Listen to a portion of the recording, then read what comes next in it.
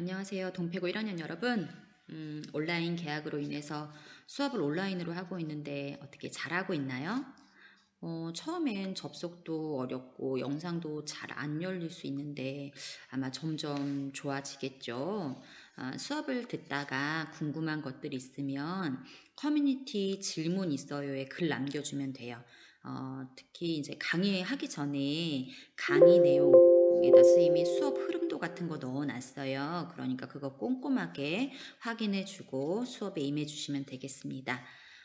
자, 이제 교과서 보면서 수업 같이 해볼게요. 오늘 수업은 교과서 48쪽, 49쪽, 52페이지 이렇게 볼 거예요. 미리 예고한 것처럼 오늘은 한식과 건강한 식생활 단원입니다. 요런 내용들이 있죠. 우리나라의 식생활 문화와 건강한 식생활의 실천 어떻게 할 수 있을까에 대해서 생각해 볼 수 있는 단원이에요. 우선 학습 목표를 한번 큰 소리로 같이 읽어볼까? 학습 목표예요. 첫 번째, 한식의 우수성을 설명할 수 있다. 두 번째, 한식의 우수성을 현대의 식생활에 접목하여 건강한 식생활을 실천할 수 있다. 큰 소리로 어떻게 같이 읽었어요? 주변에 아무도 없지. 이상하게 생각할 수 있으니까. 그래도 열심히 수업 참여하면 뭐 괜찮을 것 같고.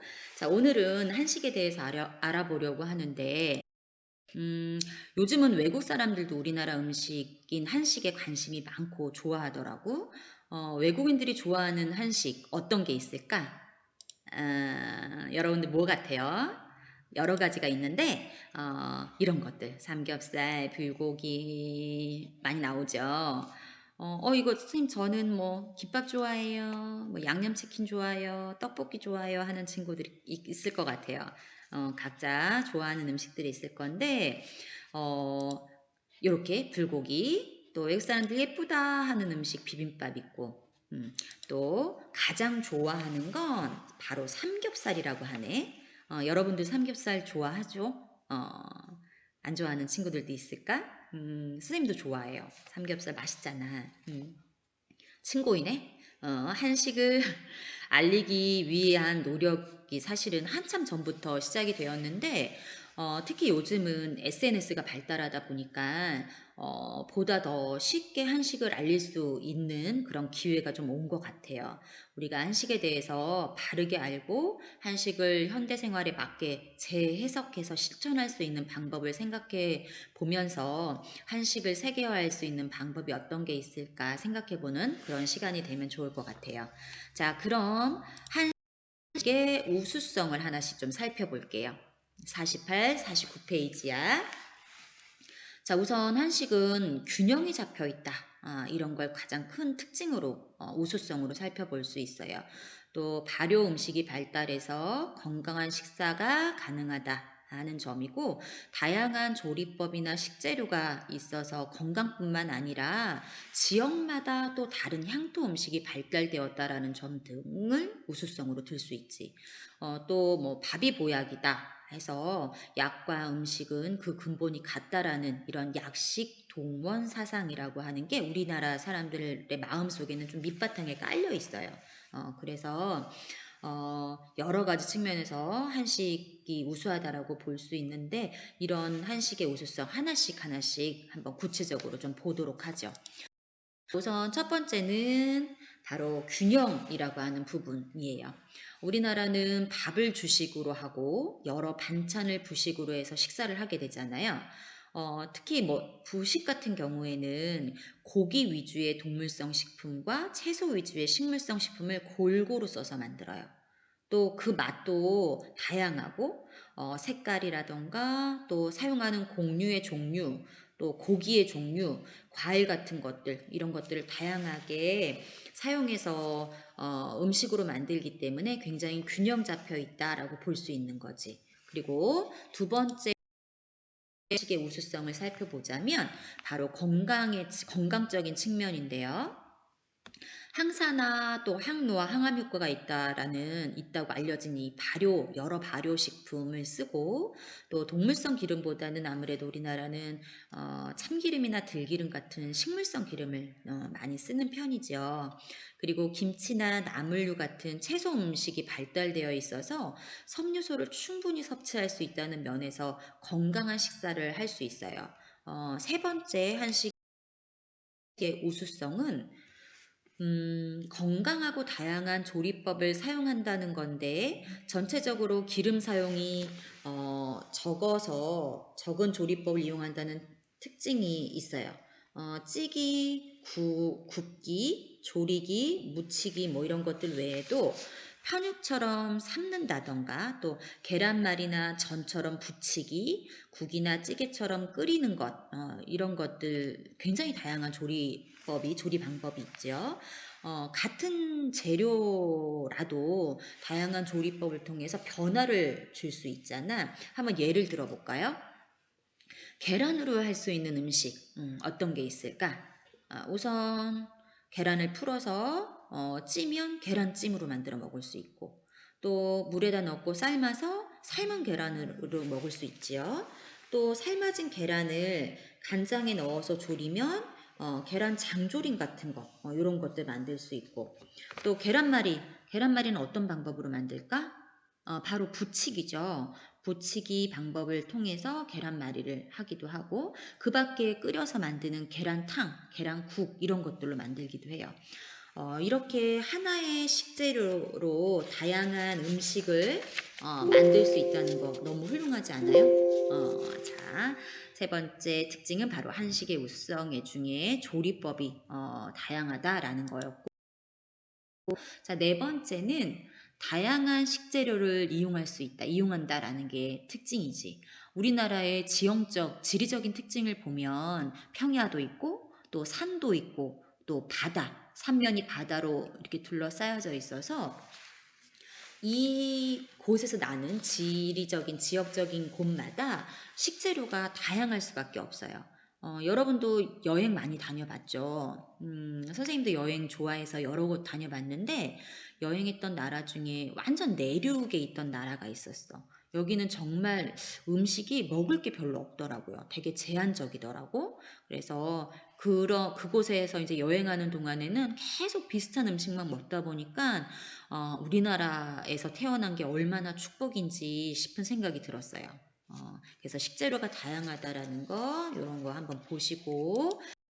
자, 다섯 번째예요. 다섯 번째는 발효인데, 우리 잘 알고 있는 것처럼, 발효식품 여러 가지 있죠. 젓갈 이런 것들, 많이 이용하는 뭐 김치류, 건강적인 측면에서도 말했듯이 건강 기능 성분이 함유되어져 있어서 몸에 좋고요. 배추를 가지고 만약에 김치를 만든다라고 하면 이게 발효가 되어서 잘 익은 김치가 되면 맛이나 조직감이 좀 달라지는 느낌 들지? 맛은 원래 배추가 갖고 있던 맛이 아닌 새콤해지고 깊은 맛이 나고 또 조직감은 아삭아삭한 이런 조직감으로 바뀌게 돼요. 특히 저장 기간이 길어진다라는 이런 특징이 있고요. 잘 익은 김치를 가지고 여러 요리를 쉽고 빠르게 할 수 있다라는 거 생각해 보면 잘 익은 김치로 만들 수 있는 요리 한번 생각해 봅시다. 우선 잘 익은 김치로 김치찌개 끓일 수 있고요. 또 김치볶음밥 김치전 이런 거는 간단하고도 쉽게 만들 수 있는 요리잖아. 그래서 조리 시간을 단축시킬 수 있다라는 건 요런 예를 한번 들어보면서 설명이 될 것 같고. 자, 여섯 번째야. 여섯 번째는 지역마다 향토 음식이 발달되어 있다는 점. 이거 되게 우수한 점이죠. 각 지역마다 생산되는 식재료가 다르기도 하고, 뭐, 보는 것처럼 바닷가 근처나 제주도 이런 데는 물고기가 아무래도 많이 생산되는 지역이다 보니까 생선 요리가 발달되어 있겠고, 정선처럼 산간 지역의 경우에는 산에서 많이 나는 나무를 뭐 말려서 만든 곤드레밥 이런 것들이 유명합니다.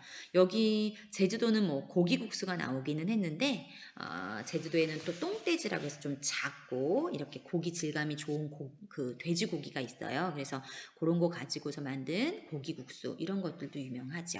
맛있겠다. 그쵸? 자, 일곱 번째는 풍습에 맞는 음식이 발달되어 있다는 점인데요. 출생부터 사망까지 우리 사람들은 태어나서 일생 동안 새로운 어떤 상태로 넘어갈 때마다 겪어야 하는 의식들이 있었어. 이런 걸 다 통틀어서 통과 의례다라고 하는데 이때마다 먹는 음식이 있지요. 사진 맨 위쪽에 보면 대추가 이렇게 많이 쌓여져 있는데 이거는 결혼을 하면서 시부모님께 인사를 드리는 패백식 때 쓰는 음식이에요. 또 절식, 명절 때 따로 먹는 음식들이 있는데 이런 절식의 대표적인 게 바로 추석에 먹는 송편, 또 동지에 먹는 팥죽 외에도 우리 설날에 먹는 음식 있죠. 설날에는 뭘 먹을까? 그렇지, 바로 떡국이에요. 그리고 정월 대보름 되면 먹는 음식, 오곡밥 있어요. 이런 절식이 발달돼 있고 그 다음에 시식이라고 해서 계절에 많이 나는 식품을 가지고 만들거나 계절에 맞춰서 먹는 이런 시식도 발달되어져 있는데 여름철에 몸이 허위에 땀 많이 흘렸어 그러면 몸에 좋은 건강한 삼계탕을 먹어라 하죠. 그리고 겨울에는 오히려 냉면을 먹어서 또 겨울의 추위를 한 번 더 이겨낸다 이런 의미로 먹기도 하는 음식이 바로 시식이에요. 이렇게 계절에 뭐 이런 삼계탕이나 냉면처럼 뭐 어떤 날씨, 온도 이런 거에 따라서 먹는 음식도 있지만 그 계절에 많이 나는 대표적인 식재료를 이용해서 만든 음식을 시식이다라고 생각하면 되겠어요. 자, 마지막 여덟 번째 우리가 꼽을 수 있는 게 위에서도 얘기했던 것처럼 약식 동원이다 해서 약과 음식의 근본은 같다는 이런 약식동원 사상이 기본적으로 베이스에 깔려 있다 이거예요. 밥이 보약이다라는 말 아까도 얘기했어요. 그리고 선생님 언젠가 설렁탕집에 갔더니 음식으로 고치지 못하는 병은 없다라는 문구를 크게 써가지고 적어놨더라고요. 붙여놨더라고. 음식에 자부심 있어 보이지 않아요? 이렇게 우리나라 사람들은 약식동원 사상을 바탕으로 음식에 들어가는 재료 중에 실제로 약재로 지금도 이용되고 있는 재료들을 많이 쓰고 있어요. 지금까지 이제 굉장히 다양한 한식의 우수성에 대해서 알아봤는데 어때요? 한식의 자부심이 좀 느껴지나요? 어, 그런데 안타깝게도 우리나라 식생활에 많은 변화가 찾아왔어. 자, 52페이지를 한번 봅니다. 자, 여러분들은 어떤 음식 주로 좋아해요? 요즘 중고등학생들한테 물어보면 이런 질문을 하면 돈가스 좋아해요, 뭐 치킨 피자 맛있어요, 햄버거 좋아해요 이런 대답이 상당히 많이 나와요. 여러분도 그런가요? 물론 서양식이 무조건 나쁘다는 것은 아닌데 이런 서양식의 유입이 아무래도 우리나라 식생활을 변화시켰지. 과거에 비해서 주식인 쌀 소비는 줄고 육류 소비는 계속 늘고 있어요.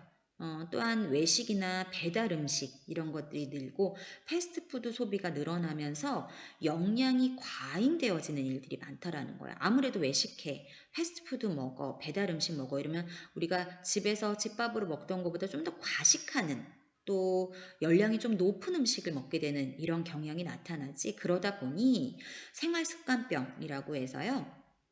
비만이나 고지혈증, 당뇨 환자들이 늘고 있는 게 현실이지. 요즘은 또 생활의 편리, 빨리 먹고 간편하게 먹고 하는 것 때문에 가공식품들, 반조리식품 이런 것들이 굉장히 다양하게 나오고 있어. 마트에 가보면 알겠지만 새롭게 매일매일 나오고 있는 것 같아요. 이런 것들이 증가되면서 아무래도 가공식품들은 집에서 만든 음식보다 훨씬 오래 보관할 수 있어요. 그 얘기는 저장성이 그만큼 길다. 뭐 이렇게 저장성이나 맛을 좀 높이기 위해서 식품 보존제, 첨가물 이런 것들을 많이 첨가하게 넣게 되는데 아무래도 화학적으로 만들다 보니 문제가 조금 건강에 위험할 수 있다. 이런 말들을 많이 하죠. 이런 여러 식생활의 변화가 우리 식탁과 건강에 안 좋은 영향을 미치고 있는 건 사실이기에 좀 더 건강한 식생활을 위한 노력이 필요할 것 같아요. 자, 마지막으로 우리의 건강한 한식을 세계화할 수 있는 방법에 대해서 한번 생각해 봅시다. 우리나라의 대표 음식이라고 볼 수 있는 김치가 5대 건강 음식에 선정된 거 여러분들 다 잘 알고 있죠. 이렇게 우리나라의 발효 음식, 뭐 동식물성 식품의 조화로운 음식들, 자연 친화적인 재료와 조리법 이런 것들이 한식은 건강한 음식이야 라는 인식을 줘요. 그리고 이런 인식을 최근에는 이제 한류 열풍이 불고 있잖아. 이런 것들에 힘입어서 한식의 건강성을 사람들한테 많이 알리고 이러기에 딱 좋은 시기라고 생각이 들어.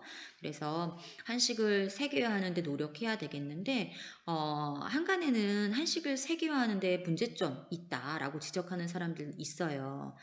근데 우리가 문제점 있어 라고만 할 게 아니라 이런 문제점을 잘 알고 그 다음에 그걸 어떻게 하면 개선할 수 있을까 생각해보는 또 노력해보는 이런 것들이 좀 필요하겠죠. 어떤 방법이 좋을지는 선생님이 제시해준 구글 문서 설문지 있거든요. 거기에 여러분들 생각 작성해 주시면 돼요. 아까 초반에 선생님 얘기한 것처럼 강의 내용 꼼꼼히 읽어봐야 됩니다 했는데요. 그곳을 읽어보면 지금은 2차 시 다시 1이고 2차 시 다시 2의 일기자료 2개 있습니다. 그 2개 읽어보고 과제 제출한 클릭하면 구글 설문지로 바로 링크가 되어지니까 그곳에서 질문에 여러분들의 생각을 잘 적어주시면 되겠어요. 자, 오늘도 수업하느라고 고생했고요. 우리 다음 시간에 즐거운 마음으로 또 만납시다. 안녕.